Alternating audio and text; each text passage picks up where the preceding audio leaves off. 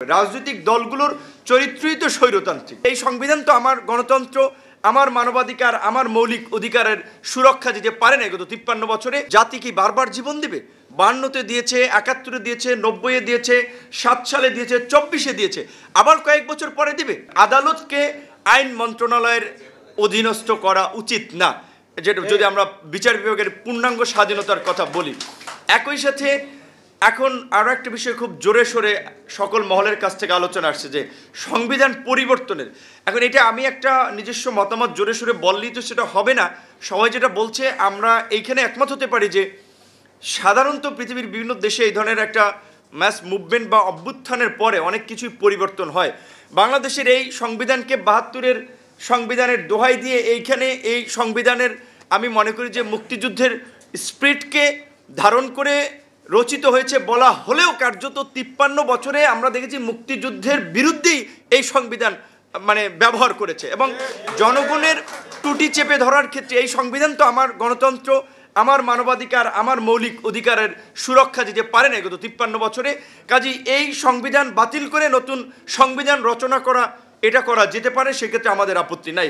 বাকি সিদ্ধান্ত আলাপ আলোচনার ভিত্তিতে হবে। কিন্তু যেহেতু এইটা একটা গণঅভ্যুত্থান হয়েছে এবং বাংলাদেশের এই 53 বছরে এই একটা সুযোগ আমরা পেয়েছি, কাজে এখন যদি আমরা এটাকে কাজে না লাগিয়ে এই রাষ্ট্রকে একটু নতুনভাবে গড়ে তোলার চেষ্টা না করি তাহলে কি হবে পরিবর্তনের আকাঙ্ক্ষার? এই জাতি কি বারবার জীবন দেবে?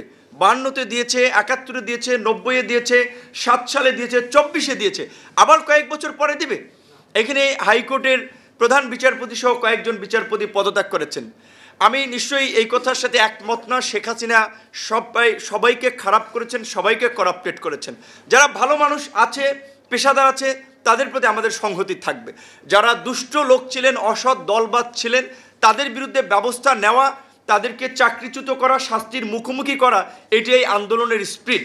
সুপ্রিম কোর্টের হাইকোর্টের যে 25 জন বিচারপতিকে চিহ্নিত করেছেন আইনজীবী নেতৃবৃন্দ, এখন পর্যন্ত তাদের বিরুদ্ধে কোনো ধরনের ব্যবস্থা নেওয়া হয় নাই।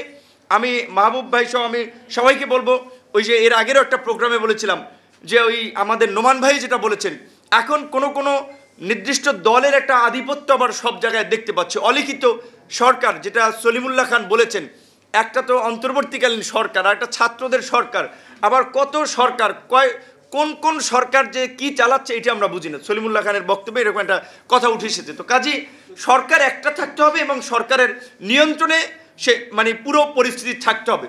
বার বেঞ্চ সহ সামগ্রিকভাবে রাষ্ট্র পরিচালনায় যোগ্যদেরকে স্থান দিতে হবে, সেটা আইনঙ্গন থেকে শুরু করে সর্ব জায়গায়। তো সেই জায়গা থেকে এই যে জেলা আপনার আদালত, জেলা পর্যায়ে যে আপনার পাবলিক প্রসিকিউটর কিংবা অন্যান্য যে অ্যাপয়েন্টমেন্টগুলো হচ্ছে, অবশ্যই কোনো বিশেষ দলের আধিপত্য যদি সেখানে থাকে তাহলে আপনি কীভাবে ফেয়ার ইলেকশন বা লেভেল প্লেইং ফিল্ডের কথা ভাববেন?